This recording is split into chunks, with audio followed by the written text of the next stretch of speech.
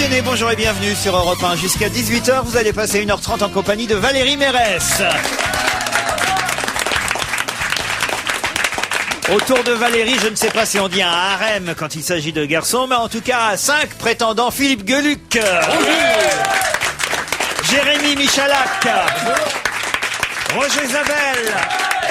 Jean-Luc Lemoyne. Et Jérôme Bonaldi. Ah bah, il faudrait faire un mélange des 5 pour que ça soit l'homme idéal. Mais c'est moi.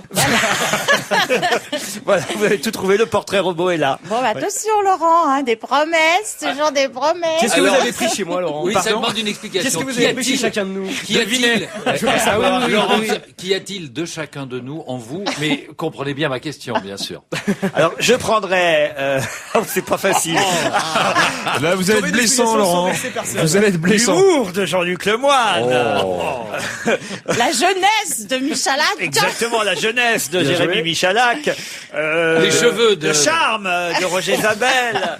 Le talent artistique de Philippe Gueluc. Et peut-être aussi les connaissances scientifiques, car moi, j'aurais répondu à la question de l'ornithorynque chez Foucault, Laurent. Et les gadgets sexuels de Jérôme Bonaldi.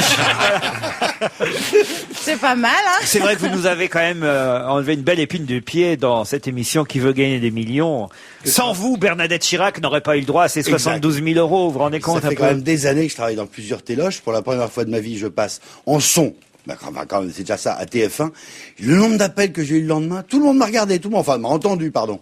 C'est rigolo. Mais tu étais vraiment dans ta cuisine? T'as répondu, on dit la vérité, Laurent. Oui, la vérité. La vérité, c'est que, en fait, cette émission a été enregistrée il y a une semaine ou deux. Oui. Et à l'heure du déjeuner. Même un mois, vous pouvez dire. Oui, il y a un mois, ouais. Avant Noël, même. On n'était même pas sûr que Bernadette tiendrait jusque-là. Et en fait, c'était l'heure du déjeuner à peu près, quoi. Il était 14h. Exactement. Voilà. Mais c'était formidable. Ah oui, oui. Ah non, Mais j'ai pas très bien compris au début. La question était mal posée. Qu'est-ce qu'on n'a pas encore trouvé? Un mammifère à poil qui vole, etc. Moi, j'ai pensé tout de suite au piège de l'ornithorynque. Peut-être vous pourriez répéter vraiment la question pour que les auditeurs comprennent aussi. Quel est l'animal que l'on n'a pas encore trouvé? Un mammifère à poil, un mammifère qui vole, un mammifère qui a des plumes, qui fait des nids ou qui a des plumes, ou qui pond des œufs. Voilà.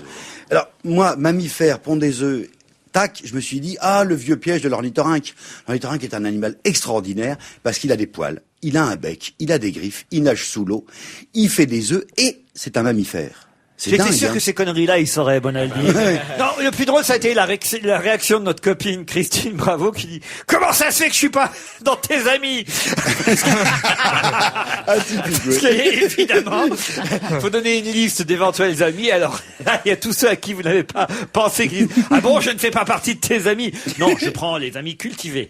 Je vous rappelle qu'on n'était pas sur votre liste non plus. Hein, ça... C'est bien ce que je dis. Ça fait plaisir. Je viens d'allumer la radio et j'ai eu une douce hallucination auditive, m'écrit Émilie. Ai-je bien reconnu la voix de Jean-Luc Lemoyne? Je dois avouer que c'est toujours un plaisir d'entendre ce jeune homme drôle et charmant.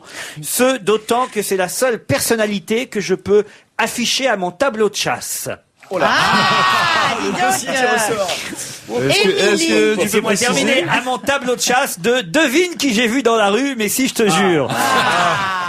Vous l'avez J'ai eu un petit malaise là quand même. Vous l'avez échappé belle. Ah, quel bonheur, m'écrit Thomas. Valérie Mérès est parmi vous. J'aimerais lui dire que je la trouve belle, drôle, charmante. Ce petit sourire et ses yeux qui pétillent me font fondre. Je ne trouve pas de mots assez forts. Alors Valérie, plaque tout et marions-nous. Tu seras ma princesse. J'ai 24 ans. La vitalité, la joie de vivre. Alors dis oui et je viendrai me présenter sur le plateau de télé ou à la radio quand tu y seras. Et ce, malgré une certaine timidité. En tout cas, entendre ta voix pendant 1h30 va être un délice. D'accord, mon chéri, mais je prends pas les petits qui pourraient être mon fils. C'est vrai? 24 ans, vous prenez pas? Oh non, vraiment pas, ça me tente pas. Enfin, vous l'auriez eu à 12 ans. Oui, je l'aurais eu très jeune, mais en fait, je l'aurais eu. Et 25, on est encore en liste ou pas? Juste pour savoir. Je vais réfléchir. Bon, tout ça serait un joli couple. Ouais, j'ai une tendance à aimer certains nains. Du bout. Ah, ça, c'est pas gentil pour... Du bout est ressuscité. Il est pas très grand, mais je l'ai eu pour pas cher. Vous savez ce qu'on dit des nains. Jean-Luc, c'est génial, t'es le meilleur. Bon, bah voilà. Je crois que tout est dit. On peut s'arrêter. Pourriez-vous dire à Colline, m'écrit Sylvie, Colline qui a 13 ans, qu'il est maintenant l'heure d'éteindre la radio et de faire ses devoirs. Merci, c'est sa maman. C'est mignon. Bourguignon. Monsieur Gueluc, comment devenir belge? Signé JH. Dans les véritables initiales sont JPS. Jean-Philippe Smet. JF, Jean-Philippe Smet. Alors, comment ça réagit en Belgique? Racontez-nous un peu depuis qu'on a annoncé l'arrivée de Johnny Hallyday. Oh bah écoutez, les balcons sont fleuris, les gens ont revêtu des habits folkloriques et dansent dans les rues. Ils on veulent venir l'attend. en France. Les loyers vont augmenter. Non mais sérieusement, les Belges prennent ça comme une bonne nouvelle?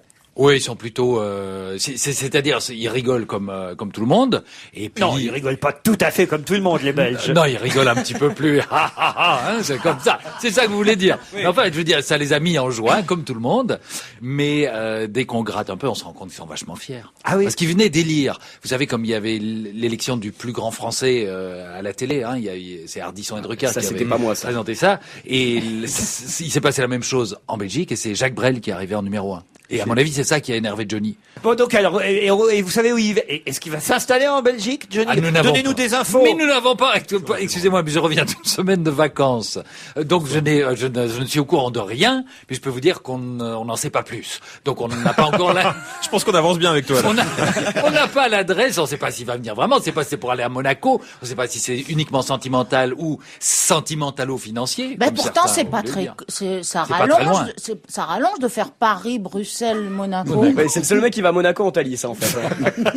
Bon, écoutez, en tout cas, voilà, c'est plaisant de savoir que on va se partager Johnny. On a quelque chose en commun maintenant, Philippe. C'est vrai. Je voudrais pas blesser ta modestie, mais dans l'élection des plus grands Belges, est-ce que tu étais dans le classement? Oui, enfin pas dans les 10 derniers. J'étais 22e. 22e. Pas mal quand même. Mal. Juste derrière. C'est là où on dit que le pays va mal. Alors tenez-vous bien, juste derrière Rubens. Waouh! Et devant le Mannequin Peace ou Et derrière? devant Zénobgramme. Et Zénobgramme, évidemment, vous savez pas, sauf peut-être Bonaldi, c'est qui est Zénobgramme? Monsieur Gramme, l'inventeur du gramophone? L'inventeur de la dynamo. De la dynamo. Et Eddy Merckx était dans le Annie Cordy aussi était. Annie Cordy. Raymond DeVos. Plastique Bertrand était bien classé. Tintin. Il y était, Tintin. Il va falloir être très forte, Valérie, mais Tintin n'a jamais existé. Là, c'est dur. Allez, on se retrouve après la pub. On va se gêner toujours avec Valérie Mérès, Philippe Gueluc, Roger Zabel, Jean-Luc Lemoyne, Jérôme Bonaldi et Jérémy Michalak. Dites à propos de Belgique, Gueluc. Oui, j'ai appris que Kim Clijsters avait abandonné face à Amélie Mauresmo. Ouais, et elle était mal partie. Elle s'est foulée la cheville, très exactement. Maintenant, vous voyez à quoi vos joueuses ont recours, à quel genre de procédé. Et voilà, c'est la seule solution maintenant. C'est Mauresmo, c'est de casser les pieds à l'adversaire. Il y a les snipers aussi qui sont C'est bien un dans peu les... vieux comme info, non? C'est ce matin, mais on parlait de la Belgique. Dites, puisqu'on parle tennis, alors il y a un garçon dont toute la presse parle depuis quelques jours. C'est ce Chypriote, Marcos Baghdatis, qui fait fureur pendant cet Open d'Australie chez les hommes. Alors là, évidemment. Alors moi, j'ignorais, à force de lire quelques articles, j'ignorais d'abord que c'était un Français qui l'entraînait. Le Parisien, d'ailleurs, interview ce matin Guillaume Père, le coach de ce joueur chypriote, qui en fait a été formé ici en France, dans les Yvelines. Dans un centre de formation des Yvelines, ouais, Voilà. de la Ligue des Yvelines. L'académie Mouratoglou. Vous connaissez pas l'académie Mouratoglou? Ça doit être en revanche une académie privée. C'est pas la Ligue alors. Il a l'air d'être intéressant, hein, ce garçon là, Marcos Baghdatis, parce que d'abord il est jeune et manifestement Il a 20 ans, ouais. Il a 20 ans. Ah, vous le connaissez vous? Non, j'ai lu l'article ce matin, au même moment où j'ai appris qu'Amélie Mauresmo avait été sélectionnée. Il faut dire que Jérémy, Vous, à la différence de moi, vous avez lu l'article. il faut dire que Jérémy Michalak est un bosseur. Hein. Ouais. Ah non, Moi, je l'ai vu à 5h du matin, il était au Parisien. Est-ce qu'on peut dévoiler les petits Voilà, secrets de Jérémy Michalak? Qu'est-ce que vous voulez savoir? Cette émission, il arrive que cette émission soit enregistrée Ça arrive de temps en temps. tôt le matin, pas aujourd'hui, là, on est en direct. non. Heureusement. 16h40, 45. D'ailleurs, à peu près. bon réveil. Mais, Tiens, redonne-moi un peu de café, s'il te plaît. mais Jérémy Michalak, qu'est-ce qu'il fait? Moi, j'arrive vers 6h, je lis les journaux, et lui, il appelle au fur et à mesure, et il est à la brasserie L'Alsace, sur les Champs-Élysées. Ah, c'est pas un choix. Hein. Non, c'est il y a une que ça fatalité, là, Il y a ouais. que ça d'ouvert. Et devant une choucroute et une bière, il prépare. Ne déformez pas tout, Laurent. Je ne suis pas devant une choucroute et une bière. Moi qui Un me lève cerf-volant un au peu Bernet, tôt. excusez-moi. Voilà, c'est différent. Un bon aligot. Non. Effectivement, les clients qui vont dans cet endroit qui est ouvert 24h/24 sortent pour la plupart des boîtes de nuit du 8e arrondissement. Donc arrivent tous ivres morts. Il y a quelques prostituées qui se baladent à droite à gauche. Enfin, c'est assez folklorique. Les mecs fument des Je pense cigares. que tu Alors, moi, pourras plus aller j'aime à le- l'Alsace, hein, maintenant que t'as dit Oui, qu'il y c'est avait des terminé. prostituées. C'est- Vous croisez des prostituées? Alors, vous avez je les croise. Vous avez Non, peut-être ouais. des nouvelles de Bonaldi, racontez-nous. Non, j'ai pas vu encore. Non. Elle me parle beaucoup de lui. Oui, beaucoup. Ouais. Ah non, lui, c'est rue Saint-Denis, c'est pas... Est-ce qu'elle mange de la choucroute aussi, les prostituées? es. C'est plus la saucisse que la choucroute. C'est plus ça. Roger Zabel, Oui. Je pensais que vous étiez un peu plus informé sur ce Mais joueur écoutez, chypriote. Je suis très déçu par vous. Oui, non, mais j'avoue que j'ai pas lu le papier sur ce jeune joueur qui, paraît-il, d'ailleurs, joue très bien à chaque fois aux internationaux d'Australie. C'est pas la Et première fois. d'ailleurs, je pensais même, à ce point que vous étiez si bien informé, que vous étiez capable de me donner le résultat du match qui a eu lieu ce matin. Entre Amélie Mauresmo et Klim Klashtas. Non, entre justement Bagdatis et l'Argentin David Nalbandian, qui lui d'ailleurs a éliminé Santoro au tour précédent. Hein. Ouais. Il est quand même balèze ce Santoro. Et d'abord, il a un jeu extrêmement particulier. Alors, et ça pose un énorme problème aux sélectionneurs de l'équipe de France de Coupe Davis. Est-ce qu'il va le reprendre? Parce qu'ils sont fâchés. Il est fâché avec... On n'a jamais su vraiment pourquoi ils étaient fâchés. Vous êtes capable de me dire, vous? Non, c'est des histoires de personnes, entre joueurs. Je crois que c'est surtout entre les joueurs. Ça... Il faut pas mettre les sentiments quand on sélectionne. Hein. Raymond Domenech a parlé. Bah non, on doit mettre un joueur s'il est fort, pas si on l'aime. Peut-être il est jugé un peu trop vieux, Santoro, Il a aujourd'hui. 33 ans. Oui, mais enfin bon... lui éventuellement. À l'arrivée, il est en quart de finale de l'Open d'Australie, en vrai. jouant avec ses petits coups trafiqués. Sans compter qu'en double, en Coupe Et en Davis. double, c'est un très grand joueur. Il a été numéro 1 mondial de double. Qu'est-ce que tu veux dire par ces petits coups trafiqués? C'est pas un joueur qui frappe très fort, etc. C'est un joueur de toucher de balle. C'est pas un mec qui va casser les chevilles, quoi. Il casse des amortis en permanence, des petites balles croisées, des petites Des tordues, rétro, quoi. il a fait un rétro l'autre fois, c'était incroyable. La balle est tombée et revenue dans son camp. C'est un peu ce qu'on appelait à une époque un crocodile. Quand à l'époque de Pierre Bénichou, quand Pierre Bénichou joue au tennis, voilà. Il y a très longtemps, et il y avait d'ailleurs on disait tiens les crocodiles, c'était les joueurs qui étaient pénibles à jouer. Oui, en plus, oui. En tout cas, c'est très pénible à jouer, mais qui gagnait. Ce chypriote, ça veut dire qu'on sait former les gens. En France. Oui. Le seul problème, c'est qu'après la fuite des cerveaux, on a la fuite des jambes. Parce qu'on forme très bien notamment les joueurs qui partent jouer en équipe, les équipes Enfin, ce qui est africaines. embêtant, c'est qu'on forme très bien des joueurs étrangers, là. Oui, mais c'est ça le problème. C'est qu'au bout d'un moment, il faudrait qu'on les garde ou qu'on les naturalise, je sais pas. Passons aux Jeux Olympiques de Turin. Je profite de la présence de Roger Zabel pour vraiment remplir cette page sportive de notre émission C'est aujourd'hui. bien comme ça, c'est fait. Et j'apprends dans Libération, en plus ça vous concerne à double titre, que l'entraîneur américain de skeleton a été suspendu par sa fédération pour harcèlement sexuel. Chouette. Deux femmes de l'équipe, Felicia Canfield et la championne olympique en titre Tristan Gale, sont à l'origine de cette plainte et l'entraîneur a été exclu par la Cour suprême de New York avant donc les JO de Turin. Il s'appelle Tim Nardiello, cet entraîneur. Il n'ira donc pas avec les filles du skeleton à Turin. Mais c'est quoi le Alors, le skeleton? Skeleton, c'est une... J'allais justement vous le demander, C'est un évidemment. truc de frappe à dingue. Vous imaginez, ça se fait sur une piste de bobsleigh. Sauf que là, c'est une petite luge. Avec un et cheval. qu'au lieu d'avoir les Truc de pieds dingue. en avant, comme dans la luge traditionnelle, où il y a la luge à 1 ou à 2. Et d'être etc., sur le dos. Et d'être sur le dos. Là, on est en avant, la tête en avant. Sur le ventre. Et alors, attends, les mains le long du corps. Et sur le C'est-à-dire- ventre. Et sur le ventre. L'homme fusée, quoi. En gros, Marie-Pierre Cazé. Comme le... C'est à peu près Ah ça. oui, c'est please. Je fais pas ça tous Oui, les c'est jours. ça. Je pense ça tous les jours. C'est l'homme canon, quoi.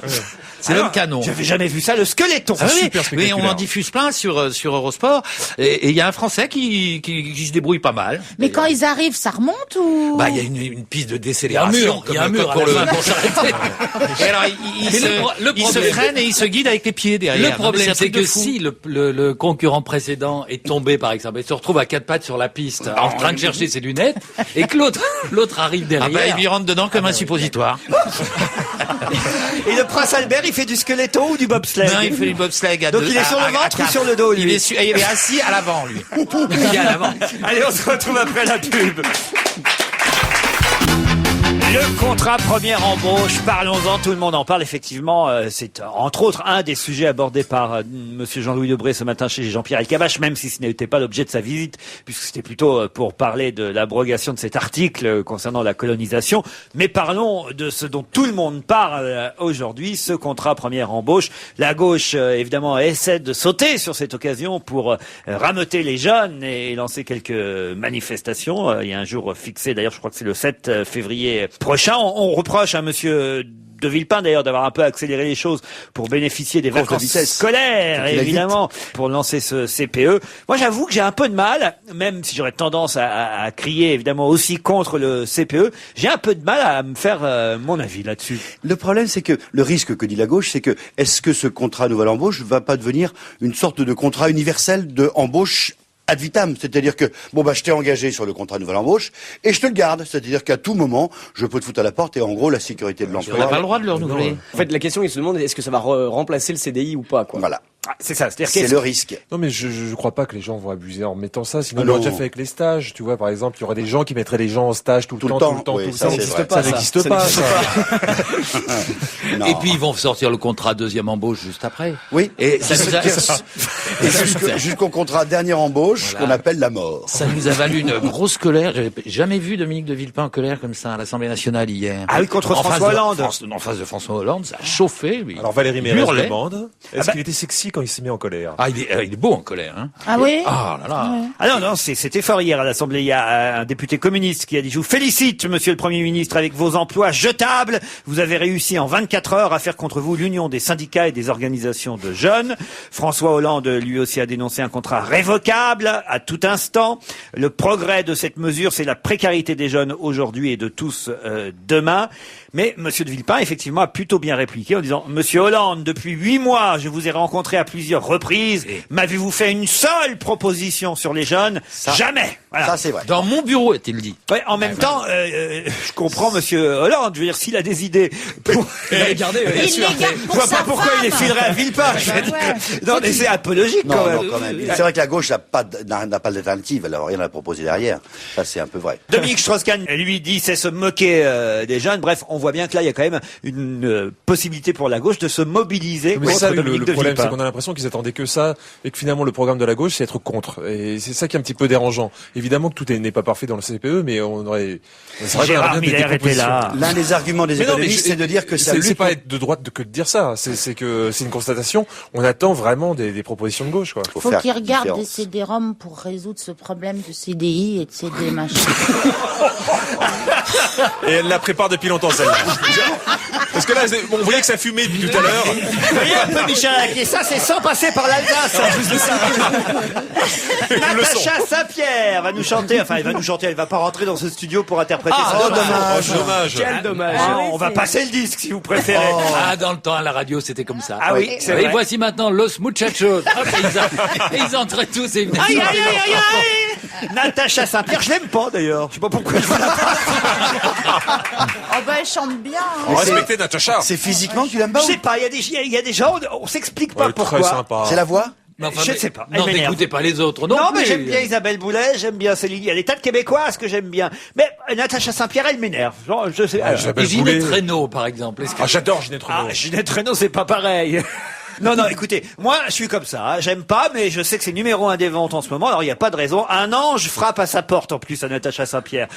Elle a du bol. Hein. Ce serait pour moi. Un ange frappe à ma porte, la fameuse Natacha Saint-Pierre. Et ça y est, maintenant, il est énervé, le chef. Il a Deux écouté mots Natacha. avant le flash de 17h, Jérôme Bonaldi, sur quelqu'un qu'on connaît bien dans cette maison, Axel de Tarlet. Il publie un livre qui s'appelle Do You Speak Européen? Bon, Speak, S-P-I-K, c'est chez Lattès.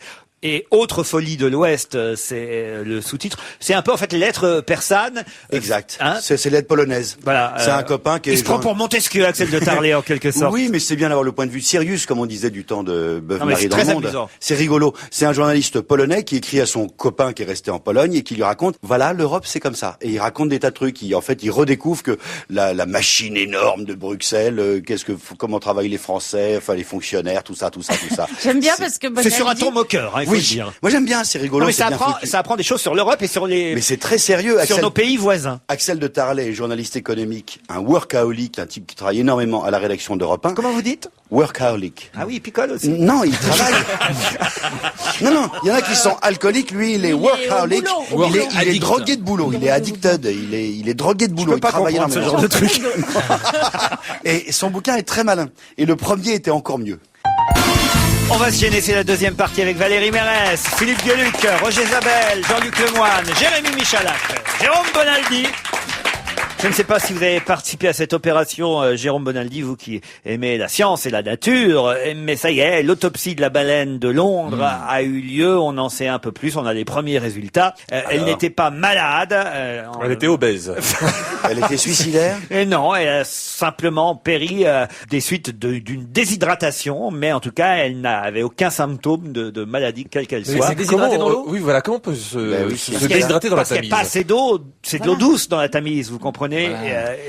Et cette conne, je sais pas, elle a eu envie de changer d'eau. Hein. Mais non, c'est les Anglais, les cons, ils auraient pu jeter du sel, ils sont cons.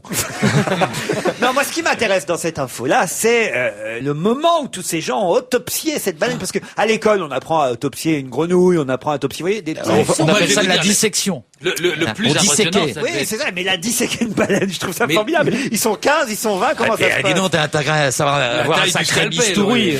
Et puis la tête du pêcheur qui pêchait, je sais pas quoi, sur le bord de la Tamise. Et Mais personne n'a jamais cru. Mais je te dis que j'ai pris une baleine. C'était émouvant. Moi, tout le week-end, j'ai pleuré. On pouvait pas ouvrir un journal télé sans tomber sur cette baleine. Ah, moi j'ai ri. Ah oui? Comme une baleine. Oh non, vraiment gueulu que ça mais va. en fait, on sait, on aurait dû, on a mis des médecins légistes, des vétérinaires légistes pour voir ce qui s'était passé. On aurait dû la faire, enfin, de son vivant, voir par un psychanalyste. Parce que peut-être qu'elle se prenait pour un saumon. Et qu'elle voulait remonter jusqu'à la source. Si elle avait été à Londres, elle aurait été sauvée. Ce qui est marrant également, c'est qu'est-ce qu'on va faire le Céreste? Vous avez vu qu'il y a une tradition royale qui est que la tête va à la ville et la queue va à la reine. Ah oui? Ah oui, Ils avaient fait ça pour Lady Diana aussi. Il y a des restaurants japonais sur le coup. Hein, Mais c'est encore la faute du prince William, ça. Ah, pourquoi? Bah, cette pauvre baleine, on lui dit, il faut sauver Willy. Qu'est-ce qu'elle fait? Elle se pointe là-bas, c'est normal. Les vins rares vieillissent mieux en altitude. C'est dans François qu'on trouve cet écho ce matin. Alors, en altitude, ça veut pas dire ne les sortez pas de la cave pour les mettre au-dessus du placard de la cuisine. À la montagne. À la montagne. Bravo, vous avez compris, Valérie. Bah, bien sûr. Les deux. Des vins rares stockés de 15 mois à 17 ans à 2300 mètres d'altitude seront comparés les 27 et 28 janvier prochains à Val Thorens, c'est en Savoie. Et ces crus vieillis en altitude, normalement, doivent avoir meilleur goût que des crus vieillis en vallée, en quelque sorte. Hein. J'avais fait le tasting, là, la dégustation. C'est vrai? Ouais, l'an dernier, à Val Thorens. Dès qu'il y a du pinard. C'est comme l'homéopathie, quoi. Quand tu crois, ça marche mieux. Ah oui? Voilà. Quand tu crois, C'est-à-dire que plus tu bois, plus tu crois.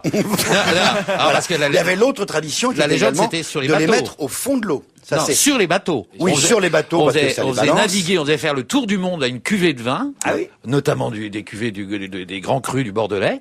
Et Oui. quand ils revenaient, le vin était On très leur bon à faisait boire. faire l'aller-retour exprès, rien que, il y a l'aller-retour New York, ils débarquaient pas à New York, ils revenaient à Paris. Donc vous êtes invité là encore les 27 et 28 janvier prochains pour... Non, mais il y sera. Mais moi, je crois que c'est de nouveau une histoire de vieux alcooliques, cette histoire-là. Oui, surtout Eh qu'en oui, montagne, on fait chauffer le vin, donc franchement. En plus, et puis les mecs qui prétendent ça, c'est les types qui ont une bonne décence. Et donc, Vous m'avez grillé 2 secondes, salopard.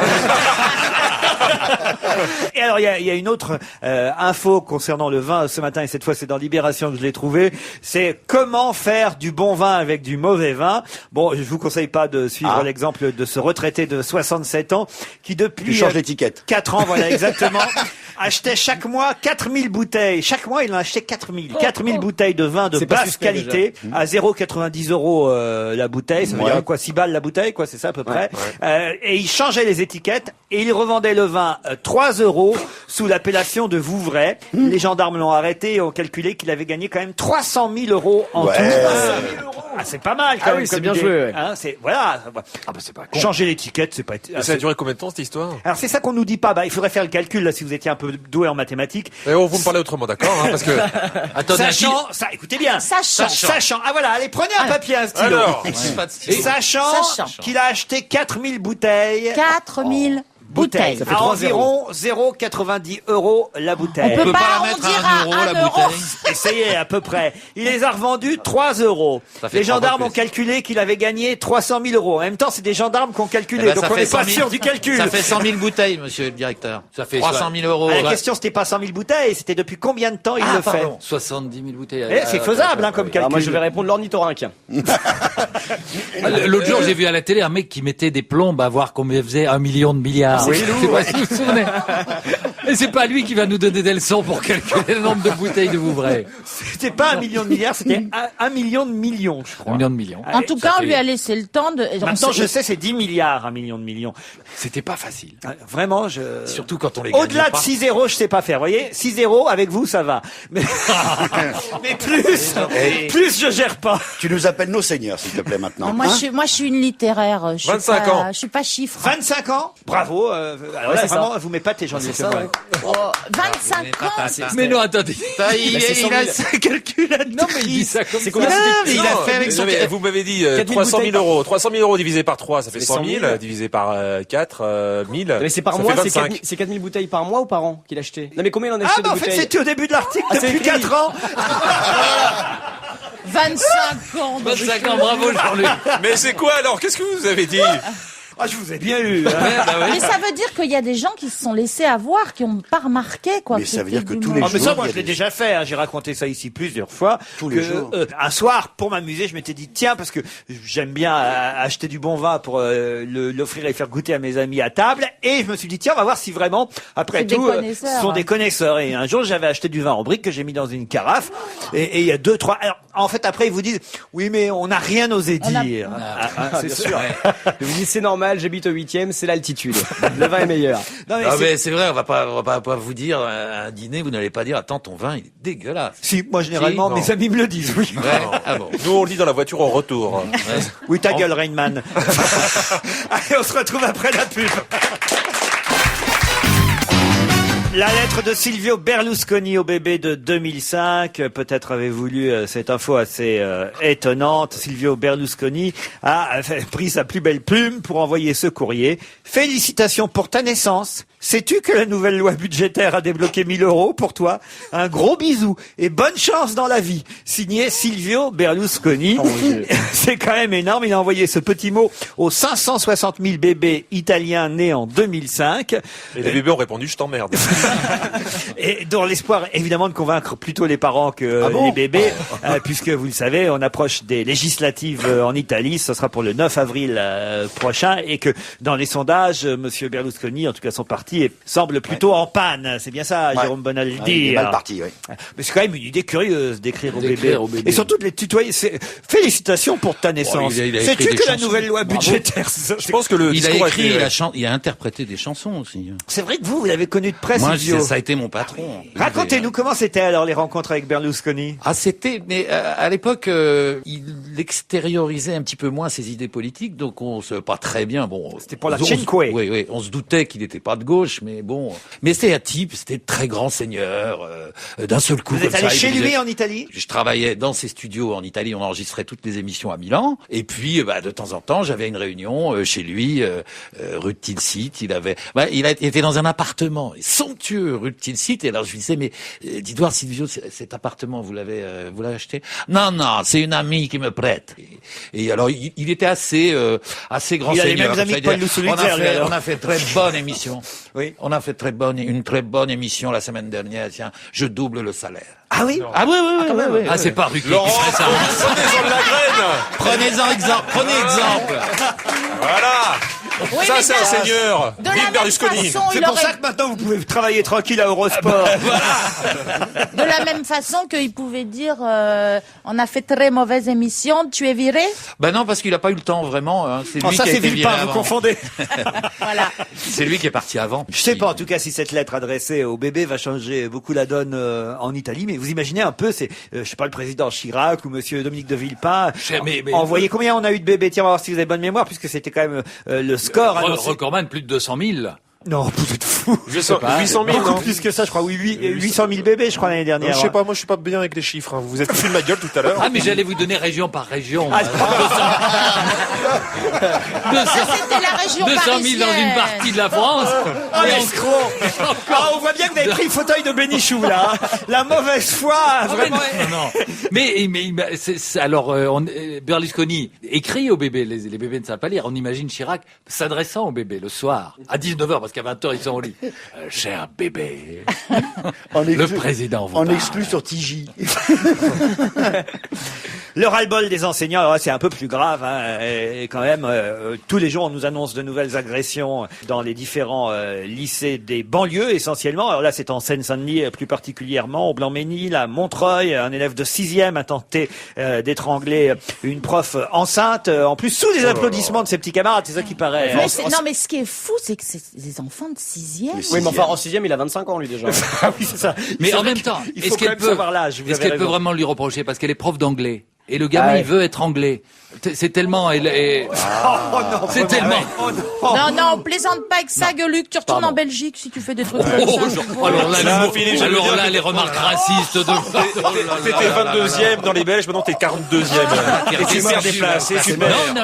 Non, mais ce que je trouve formidable, c'est, souvenez-vous, la semaine passée, d'ailleurs, je crois que vous participiez à cette émission, Philippe Gueluc, on avait reçu une fille qui était plus ou moins psychologue et qui avait, pour l'éducation nationale et pour le ministère, établi un rapport. Ça faisait des années qu'il faisait des rapports et qui affirmait, qui prétendait sur le plateau de l'émission que manifestement la violence n'était pas plus importante ces dernières années dans les lycées qu'il y a 20, 30 ou 40 ans, que ça avait toujours existé, qu'il fallait pas s'inquiéter, qu'il fallait que les jeunes se défoulent dans la cour. Exactement, Ça que leur fait c'était du bien. et que c'était plutôt mais les médias qui montaient ça en épingle, mais que ça n'a rien n'avait Ce changé. matin, on a encore entendu sur Europe qu'il y a un élève qui est arrivé avec une hache. Je veux dire, j'ai pas l'impression. C'est avec du H. Ah oui, c'est pas Et pareil. c'est une hache aspirée ou Non, mais ce qui est fou, c'est que ce garçon qui a agressé la jeune femme enceinte, je crois que ça fait plusieurs fois qu'il est vraiment, qu'il est très mal noté, qu'il est perturbateur, et les directeurs et tout ça essayent d'avoir Bon, en les même temps, parents. c'est lui le papa, Et on hein. n'a pas les parents. hein. Non, ce qui me frappe, moi, ce qui me frappe plus, c'est que, bon, admettons que ce gamin est déséquilibré, il étrangle la prof. Ce qui est plus frappant, c'est les autres Qui applaudissent, c'est monstrueux. C'est pas un cas isolé, c'est toute la classe. Il y a un dessin de Gueluc, De Rançon. Pardon, pas de Gueluc, de Rançon, qui est formidable dans le Parisien. Ce oui. matin, vos dessins sont formidables aussi. Je vous remercie. Mais celui de Rançon, C'est en pas tout la cas, même. est tout à fait d'actualité. Et on voit un prof, comme le font les profs, c'est-à-dire en début d'année, quand ils marquent leur nom au tableau pour que les élèves le retiennent très vite. Et ils marquent son nom sur le tableau avec sa craie. Et le prof ou l'instituteur dit « Bonjour, je suis votre nouvel instituteur, Monsieur Martin. » Il écrit « Monsieur Martin. S'il m'arrivait quelque chose, je vais vous donner le numéro de la personne à contacter. » C'est affreux. C'est terrible. Bon, enfin, voilà. Manifestement, il y a un vrai malaise dans... Vous, alors, par exemple, qui avez des enfants, Valérie Mais Mérès. j'ai surtout un fils qui est en 6e. Alors, quoi, comment c'est ça se passe? Racontez-nous. Tu imagines qu'il puisse étrangler la prof? Ben non, il peut s'énerver sur qu'il est sur des chétif, mais copains et tout ça, mais, Et mais si un- jamais ça. Enfin, les profs, ça se respecte, quoi. Enfin, j'ai Et appris ça. Quoi. et si un gamin de sa classe étrangle, qu'est-ce qu'il fera lui? Ah, il applaudit comme les autres. Hein. Ah ben ça, je vais pas demander. Hein. Nous n'en avons pas encore parlé. Il prend des photos, il les met sur le net. Non, mais il n'y a pas de violence dans le collège ou le lycée. Il est en Non. quelle classe, votre Et en bambin? 6e, En 6e. comme le. Comme toi. Et ça, Non, autant il peut être crétin, courir dans tous les sens ou des trucs comme ça, mais C'est ton fils, donc. Mais les professeurs, ben oui, tu vois, Est-ce que toi, les tu chats comptes font te- pas des chiens, hein, il peut être crétin, mais on respecte le professeur, ça c'est quelque chose de. Mais le problème, c'est en plus, en diffusant des informations comme ça, est-ce que ça donne pas des idées aussi aux élèves? Le coup de la hache. Non, mais c'est vrai. Oui, parce qu'en plus, ils écoutent la radio en classe. Ils écoutent la radio, exactement. Souvent, ouais. Ils disent, monsieur le Avec professeur, des iPods. s'il te plaît, tu peux parler moins fort, s'il te plaît, j'entends pas la radio. The Strokes, groupe de rock new-yorkais, c'est leur 3e album. Le single s'intitule... Ah, vous connaissez Ah bah les Strokes, ouais, quand même. Je vous vois Oui, j'aime au bien. dîner du chef. J'aime bien la musique de jeunes sur Europe 1. moi. Ah, c'est une musique de jeunes, ça, les Strokes? Bah les Strokes, ouais, quand même. Dis pas des choses comme ça, parce que là, tu vas pas revenir. Hein, Mais alors, racontez-nous, alors faites-nous un petit commentaire. Ah bah, je vais pas vous faire D'habitude, l'historique on a des que Strokes. Jean-Bernard Hébé qui peut nous faire 10 minutes sur James Brown, vous voyez, mais alors sur les Strokes, on a personne. Bah, c'est- c'est un groupe de rock new-yorkais, comme vous le disiez, avec un New-Yorkais. son un peu Oui, mais ça, je viens anglo-saxon. de le dire. Ouais, mais c'est un groupe avec une sonorité rock anglo-saxonne. Ils sont 4. Qui se fait beaucoup en ce Et moment. leur particularité, c'est que c'est plutôt milieu bourgeois, et ils l'assument complètement. Dans le rock, c'est assez rare. Et que ça fait quand même 5 ou 6 ans que Libé nous fait des pages entières sur les Ouais. Strokes. Ah, il faut quand même le C'est dire. vrai. Only Live Once, The Strokes, on se retrouve dans un... Oh, bah, c'est mon anglais et... C'est bien. And I fuck you. On se retrouve après la pub. Jean-Luc Lemoyne, Roger Zabel, Jérôme Bonaldi, Valérie Mérès, Jérémy Michalak, Philippe Gueluc La suite dont on va se gêner. Et là, c'est vers Jean-Luc Lemoine que je me tourne. Jean-Luc, comment vont Christophe de Chavannes, Omar et Fred, Jean-François Derek, Olivier Adriaco, Philippe Dana, Florence Darel, je sais pas qui c'est, Valérie Benahim, ou même Elie Semoun et les autres picassiettes, présents à une soirée hier au Mandanare. Soirée à laquelle vous participiez, mon cher Jean-Luc Lemoine, car vous êtes dans la liste de ces VIP qui se faufilaient lors de cette soirée 9 Télécom, où donc les picassiettes étaient réunis, nous dit Catherine Ball dans Le Parisien. Alors il paraît que vous avez été accueillis par des jolies hôtesses parées de coiffures ridicules. Vous savez que maintenant on peut avoir la télé par l'ADSL. L'ADSL, il y a 9 Télécom qui fait ça depuis 1 an, et donc pour fêter les... Il a bien été payé, hein. Mais je n'ai même pas été payé, et puis en plus... Mais non, c'est Cad et Olivier qui ont présenté. Il y avait pratiquement rien à bouffer, donc franchement, c'était pas le bon plan pour bouffer. T'as été obligé d'aller à la pizzeria d'à côté après. Non, mais exactement. Et la prochaine fois, va à l'Alsace. C'était animé par Cad et Olivier, c'était la remise des chaînes favorites des gens qui regardent 9 TV. Ça m'a permis de croiser Jean-François Derek, que j'avais vu la veille à la Générale de Stéphane Rousseau. On le voit beaucoup en soirée, Jean-François Derek. Oui. En soirée. Vous y étiez aussi, mon ami? Je suis arrivé à la fin. Vous avez été plus discret, oui, parce que votre nom, la journaliste du Parisien était repartie déjà. Alors. Exact. Je suis arrivé vers minuit. Ça se traînait un peu en longueur. Il paraît que Cad et Olivier n'ont pas été top pour la présentation. Non, ça c'est pas vrai. Je peux pas laisser dire ça. Le problème, c'est que ce genre de soirée, vous savez, c'est un peu comme les Césars, sauf que la différence, c'est qu'au César, les gens sont assis, donc ils se taisent. Il y a pas d'ambiance, mais ils se taisent. Là, les gens étaient debout, ils buvaient des coups, ils discutaient. Donc les deux, ils essayaient de faire ce qu'ils pouvaient en parlant. Mais écoutez, ils s'en fichent, ils le disent eux-mêmes. Ils ont avoué ça à la journaliste Catherine Ball. Ils disent si on est là ce soir, c'est parce qu'on a pu écrire tous nos textes, mais surtout parce qu'on est très très bien payé. J'insiste sur les deux traits parce que justement, ce matin, Michel Grossière dans sa revue de presse disait que c'était une mode aujourd'hui à laquelle tout le monde sacrifiait de dire 2 fois très. On n'est plus très quelque chose, on est toujours très très. C'est à cause de la pub de Peugeot. Alors eux, ils ont été très. Non, mais c'était rigolo d'ailleurs. C'est pendant la remise des prix à la fin, il y avait 4 qui chantaient j'ai gagné ma vie. J'ai gagné ma vie. Faut dire qu'ils gagnent mieux leur vie avec ça qu'avec leur film en ce moment, c'est sûr. Pourquoi ça marche pas? Attends, il y avait une rumeur hier soir quand même chez toutes les RP et la PR, c'est que les vedettes qui sont là sont payées pour venir. Est-ce que c'est vrai ou pas? Alors moi je dis franchement, je n'étais pas payé. Peut-être que je me suis fait arnaquer, mais je n'étais pas payé. Je suis venu par pure sympathie. En pensant qu'il y avait un téléphone gratos. Par pure sympathie pour qui? Pour 9 Télécom? Non, pas du tout. Pour la personne qui organisait la soirée, qui m'a proposé de venir, et je suis venu avec grand plaisir. Voilà. Non, j'étais avec ma compagne. Alors arrêtez 2 secondes. Elle a été payée. C'est con parce qu'il y avait quand même Olivier Adriaco. Oui, je sais, mais bon, je ne remets jamais le couvert avec mes ex. C'est marrant parce que les gens de 9 TV qui regardent la télé comme les autres, on leur a demandé quelles étaient leurs chaînes préférées, et M6 arrive devant TF1. iTélé est la première des chaînes info, par exemple. C'est plutôt sympathique, ça change un petit peu du classement habituel. Mais j'ai pas de bol quand même, hein. Je fais une soirée comme ça par an, et on dit que je suis un picassiette, et on soupçonne que j'ai été payé. La grippe aviaire, la France n'est pas prête. C'est ce que va dévoiler un rapport qui vient d'être rendu par une mission parlementaire après plus de 3 mois d'audition. Un constat peu rassurant, manque de Tamiflu, pas assez de masques de protection dans notre pays. Il est difficile de produire les 600 millions de masques annoncés, raconte le Parisien ce matin. Vous avez parce qu'il y en a une partie qui vont servir pour le carnaval, très proche. Vous avez votre masque, vous-même? Non, j'ai pas mon masque, mais je pense qu'on n'en aura pas besoin. Et un truc auquel je n'avais pas pensé, et que précise l'article en question ce matin, c'est qu'en cas de pandémie, ce sont les caissières des supermarchés qui auront des masques de protection dès les premiers signes d'alerte, parce qu'elles sont en première ligne. En première ligne de quoi? La découpe du poulet, la découpe du poulet, monsieur.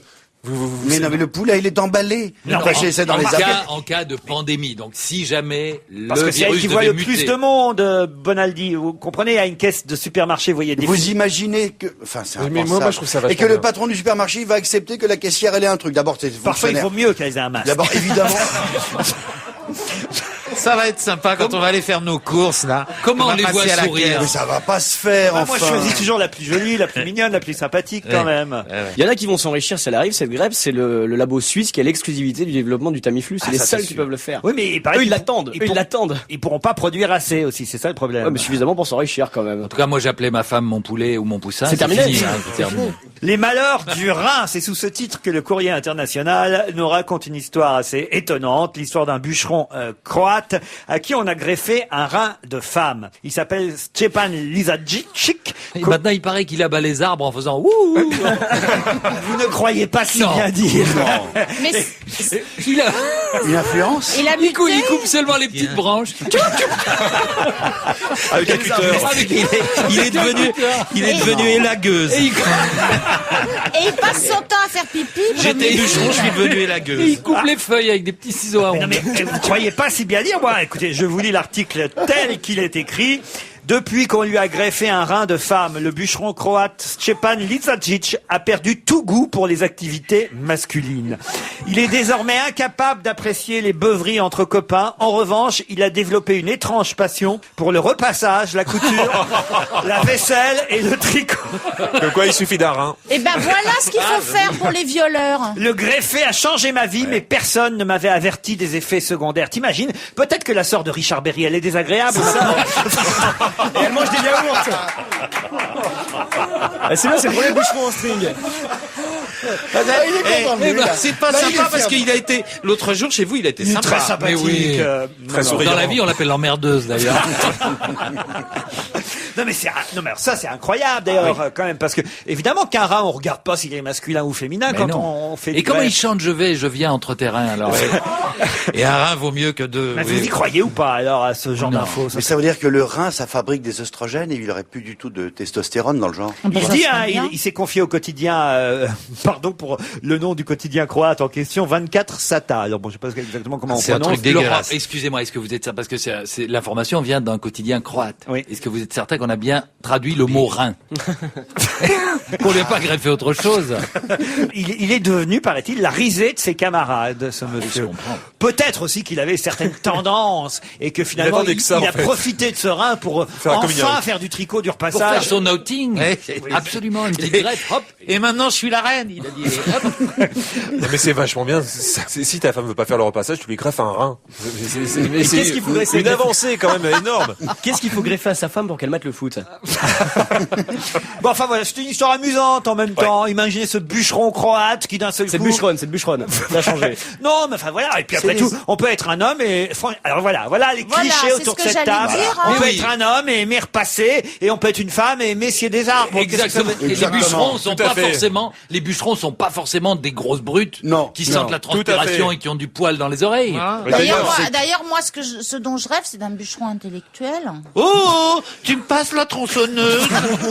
Et moi, dans mon calendrier Husqvarna, qui est le principal fabricant de tronçonneuses, il y a que des femmes à poil. C'est la preuve que c'est quand même des femmes. On connaît Ah. même les fabricants de tronçonneuses. Comment Non, c'est surtout les calendriers qui connaissent.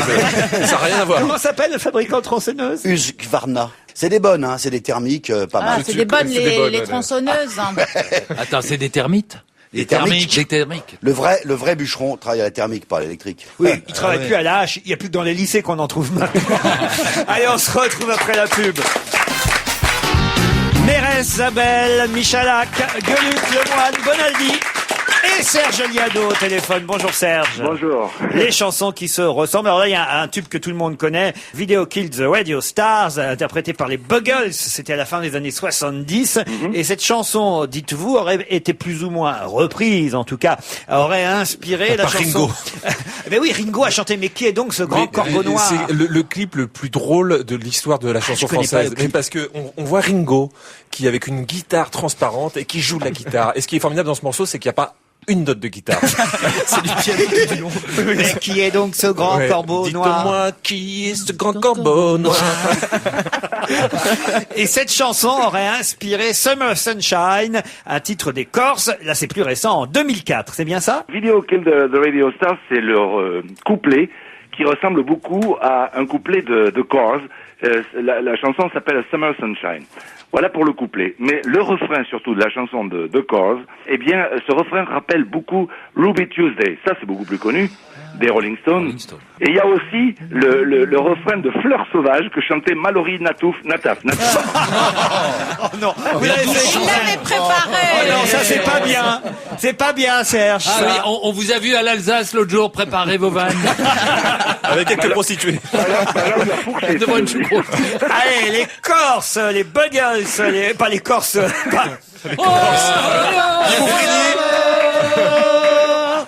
dit-il, le doigt sur l'oreille. Les Corrs, les Buggles, les Stones et Mallory Nataf, tout ça dans un checker, ça donne ça. Voilà.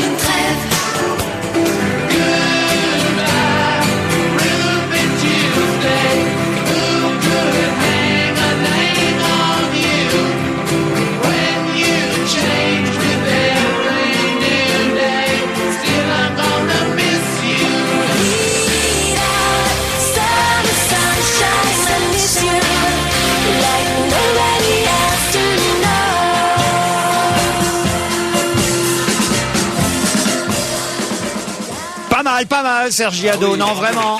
Oui, en plus, quoi. Bon, on regrette quand même de ne pas avoir entendu Ringo, qui est donc ce grand corbeau noir. Vous auriez quand même pu nous le mettre dedans. C'est presque un introuvable maintenant, ce disque-là. C'est un collector. Passons à la chanson Flash, consacrée aujourd'hui à Ségolène Royal. Oui, ou plus précisément à la marionnette de Ségolène Royal, qui va bientôt faire son apparition dans les Guignols de l'info.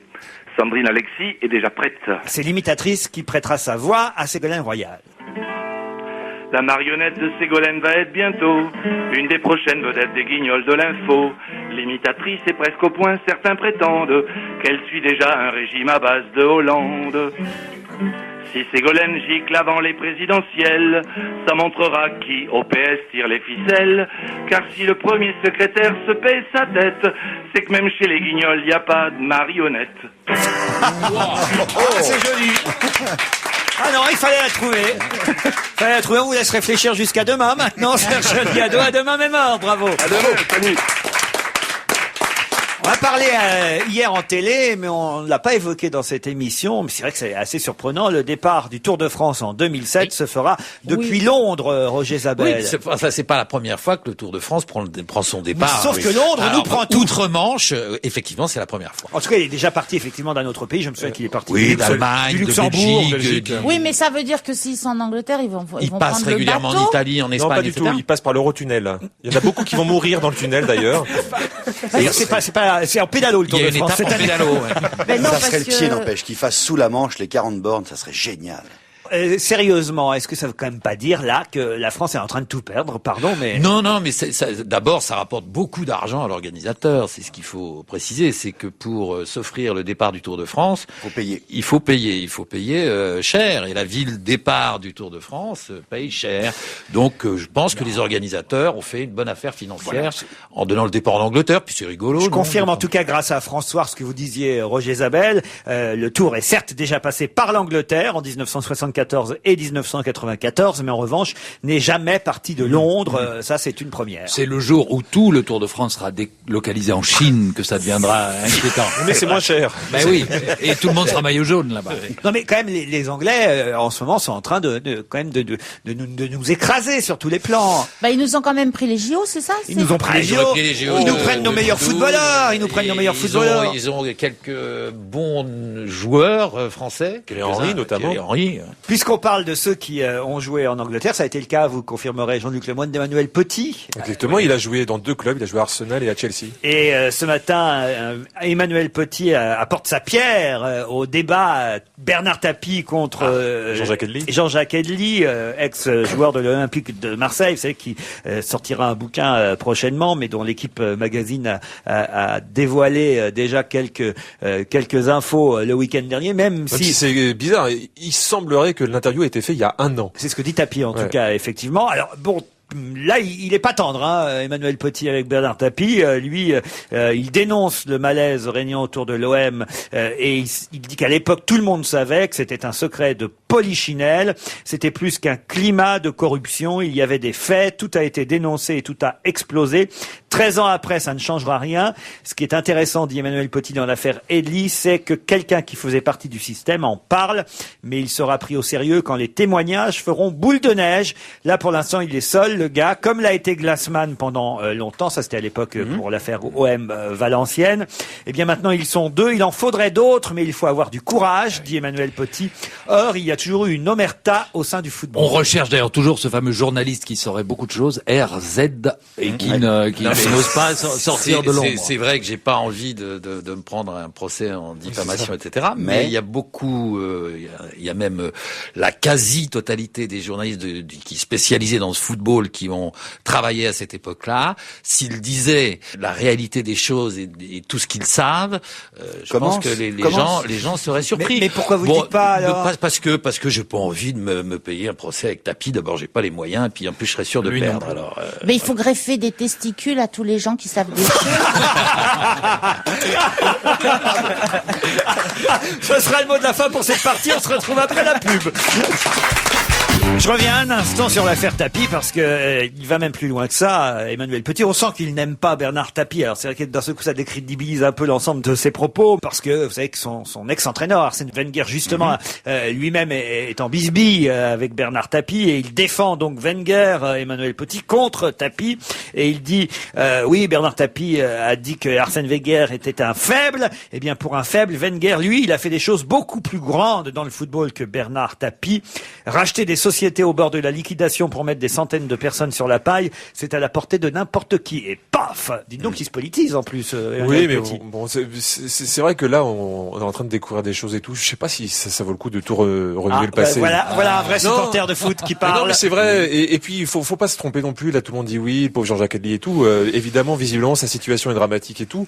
Mais à la limite, s'il y avait quelqu'un à plaindre et qu'on a un peu oublié, c'est Jacques Glassman, vous en avez parlé tout à l'heure, qui lui était vraiment victime.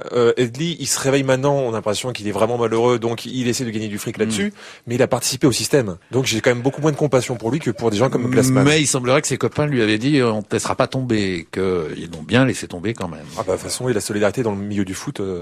Comme ailleurs d'ailleurs. Ouais, d'ailleurs, je te parle plus. Vous serez en Allemagne, Jean-Luc Lemoyne, pour le mondial cette année? J'espère. Parce que vous y serez pas longtemps. La dernière fois que j'ai regardé une compétition de football, c'était chez vous, Laurent Ruquier, et on était éliminé. Donc vous portez la poisse. Donc une chose est sûre, je regarderai plus de match avec vous. Et on devait même partir au Portugal ensemble. Finalement, bon, on a rangé notre costume de lavandière. Voilà. et on est resté à Paris. Voilà, on est parti à l'île Maurice tous les deux. En tout cas, si vous voulez aller en Allemagne, vous pouvez peut-être passer par l'Institut Goethe de Londres, qui propose des cours accélérés d'allemand footballistique pour apprendre à insulter en allemand.